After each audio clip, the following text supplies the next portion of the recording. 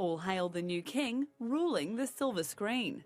Already I can feel the weight of this crown I wear. Set in the 15th century, the film follows a young wayward prince who suddenly becomes the King of England after his father's death. Inspired by Shakespeare's medieval stories, the coming-of-age drama has been revamped with modern-day dialogue and a cast featuring some of Hollywood's biggest names. All hail King Henry! Homegrown filmmaker Joel Edgerton and director David Michaud first started scripting The King more than 6 years ago after brainstorming the idea on Bondi Beach. It's the first time the pair has reunited since their 2010 blockbuster Animal Kingdom. Joining the Australian writers is Hollywood heartthrob Timothée Chalamet, who wears the crown as Henry V.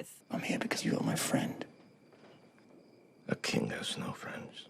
Run me through the beginning. How did two young lads sitting on Bondi Beach come up with this idea? I keep referencing that building over there because I had, in 99 and then 2000, I had done Henry IV, 1 and 2 and Henry V, and I'd played the character that Timmy plays in the film. I think that's where the first part of it started for me, is that those plays are very much, in my mind, in my heart.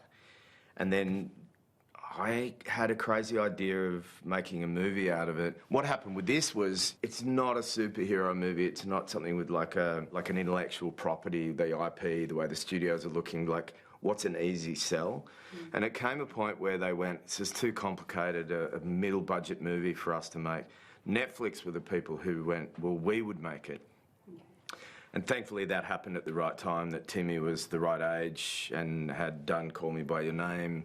That's how David got onto the Chalamet business. This role in particular was going to be an incredible burden for a young actor to carry, and I needed someone who was really good, I never would have thought I'd be casting a 22-year-old New Yorker to play the King of England, but I could just tell.